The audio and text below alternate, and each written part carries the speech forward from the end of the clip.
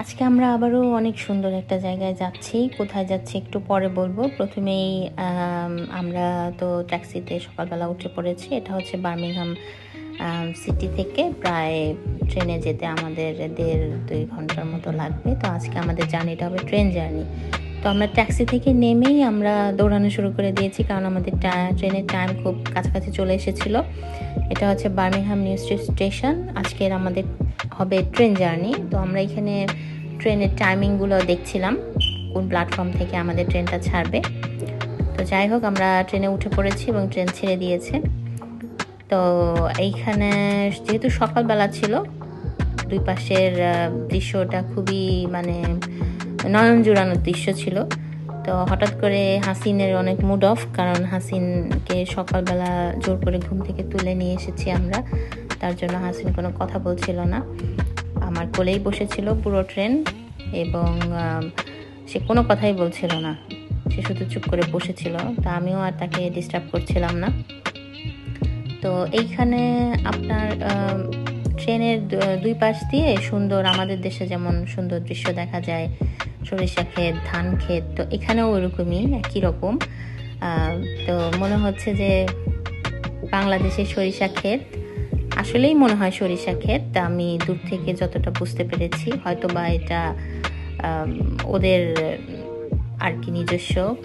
তো এইখানে হাসিন একটু উঠেছিল, উঠার পরে তার কথার বাক্স ছেড়ে দিয়েছিল, কি বলছিল আমার মনে নেই।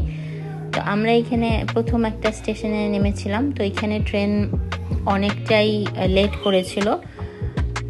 তো যাত্রীরা একবার এই প্ল্যাটফর্ম ওই প্ল্যাটফর্ম, স্ক্রিনে একবার দেখাচ্ছিল প্ল্যাটফর্ম 1, প্ল্যাটফর্ম 2, এইভাবে করে আর কি আমরা প্ল্যাটফর্ম চেঞ্জ করছিলাম।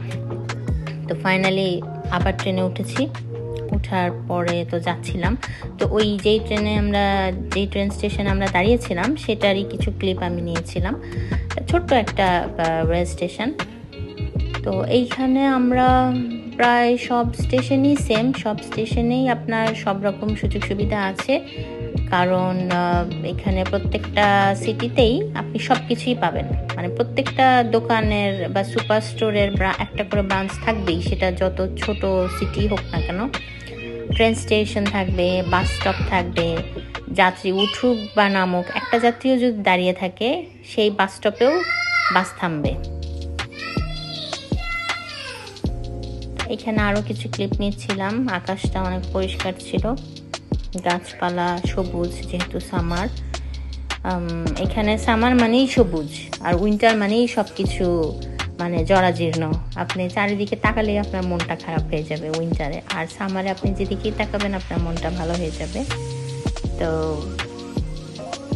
এইটা স্টেশন, সেই যে স্টেশনে আমাদের অনেক লেট হয়েছিল ট্রেন আসতে, সেই স্টেশনটা।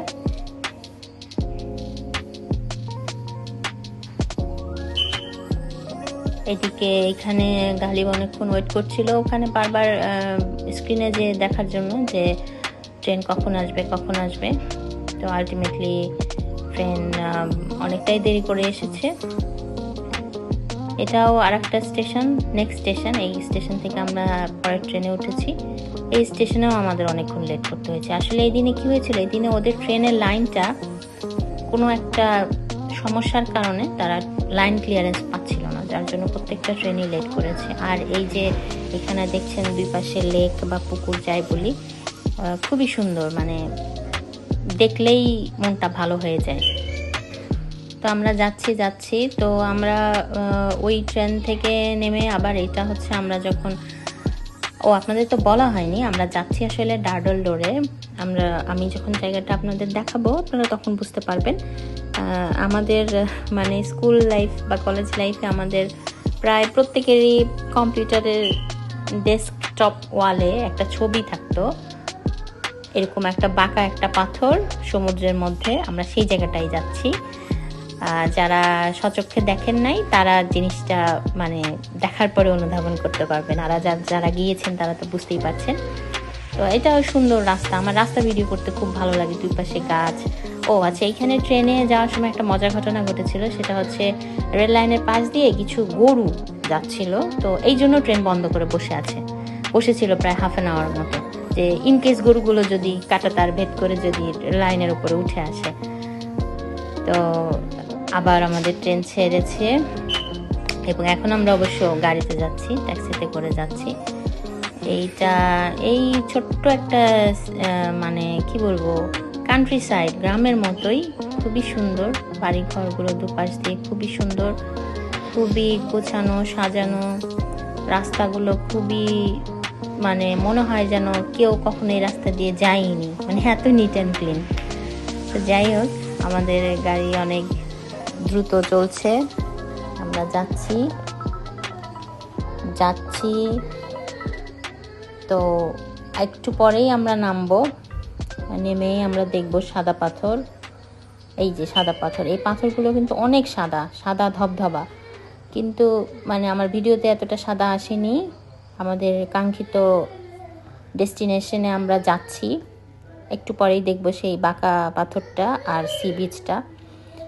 অনেক গরম ছিল, কিন্তু মেইন রোড থেকে অনেকখানি হেঁটে যেতে হয় সেই জায়গায় পৌঁছানোর জন্য। হাসিন পুরোটা রাস্তা হেঁটে গিয়েছে, আবার হেঁটে উঠেছে, কোলে ওঠেনি একদমই। আমরা স্ট্রলার নিয়ে গিয়েছিলাম, কিন্তু এটা খুবই একটা আমাদের ভুল সিদ্ধান্ত ছিল, কারণ স্ট্রলারটা মানে ঠেলে নিয়ে যেতে আমাদের অনেক বেগ পেতে হয়েছে।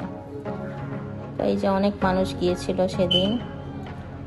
এখন আমরা দেখব সেই ভিউটা, পাহাড়, মাটি, সমুদ্র, সব কিছু মিলিয়ে খুব সুন্দর একটা মনোরম দৃশ্য। এটা আসলে ভিডিও করে প্রফেশনাল ভিডিওগ্রাফার বা ফটোগ্রাফার ছাড়া এই ভিডিও মোবাইল দিয়ে এইভাবে আসলে ক্যাপচার করা আমার পক্ষে অতটা সম্ভব ছিল না। আমি শুধু দেখছিলামই, মানে আমি যখন এখানে গিয়েছি আমি ভিডিও করার চেয়ে আমি দেখছিলামই বেশি। কিন্তু যাওয়ার আগে ভেবেছিলাম এইভাবে ভিডিও করবো, ওইভাবে ভিডিও করবো, কিন্তু যাওয়ার পরে আমার আর ছবি তোলা বা ভিডিও করা ওইভাবে আমি সুন্দর করে করতে পারিনি। যতটুকু পেরেছি সেটাই মানে আপলোড করছি আজকে। কিন্তু এটা মানে অনেক সুন্দর, আপনি গেলে আপনার চোখের ক্যানভাস তো আর ক্যামেরায় আনা পসিবল না। তো এই সেই বাঁকা পাথর। এখন হয়তো আপনারা বুঝতে পেরেছেন আমি কিসের কথা বলছিলাম। এই যে পানিগুলো এত স্বচ্ছ ছিল, এইখানে পাথর পুরা স্যান্ডি বিচ না, স্টোনি বিচ, সরি। তো এই তো হাসিন খেলছিল, হাসিন তো জুতা টুতা খুলে সে বলছিল যে আই ওয়ান্ট টু সুইম। আমি বললাম যে তুমি তো সুইম পারো না। সে ওটা বুঝতে পারছে না, সে জানে যে বিচে গেলে সুইম করতে হয়, এই জন্য সে জুতা মোজা খুলে একদম নেমে গিয়েছিল পানির ভেতরে। পরে অনেক বুঝিয়ে সুঝিয়ে তাকে এখানে, আর সে অনেক পছন্দ করে, স্টোন, ছোট ছোট স্টোন, সে সারাক্ষণই এই স্টোন নিয়ে খেলেছে। তার একটা ছবিও তুলতে পারিনি আমরা, সে শুধু স্টোন নিয়ে পানির মধ্যে ঢিল মেরেছে। এখানে আবার ওর গালিব হাসিনকে নিয়ে একটু হাঁটছিল সমুদ্রের পাড়িতে, কিন্তু আমাদের একটু তাড়া ছিল, কারণ আমরা যেহেতু বাস আর ট্রেন জার্নি মিলে করছিলাম। তো আমাদের বাসের যে সর্বশেষ বাসটা বিকেল 5টার দিকে এখান থেকে ছেড়ে যায়। তো আমরা উবার নিতে পারতাম, কিন্তু আমাদের মোবাইলে চার্জ ছিল না, লাস্টের দিকে শেষ হয়ে গিয়েছিল, যার জন্য আমাদের বাসেই করেই আসতে হয়েছে। এই যে সমুদ্রের পানির ঝাপটা, বঙ্গোপসাগরের কথা মনে পড়ে যাচ্ছিল, যদিও এর কাছে আমার মানে বঙ্গোপসাগরের কাছে এটা কিছুই না, তারপরেও ভালো লেগেছে আমাদের অনেক। এই যে সেই সাদা পাথর আবার ভিডিও করছিলাম আমি। এই তো সবশেষে বিকালের দিকে আমরা ব্যাক করছিলাম আমাদের জার্নি।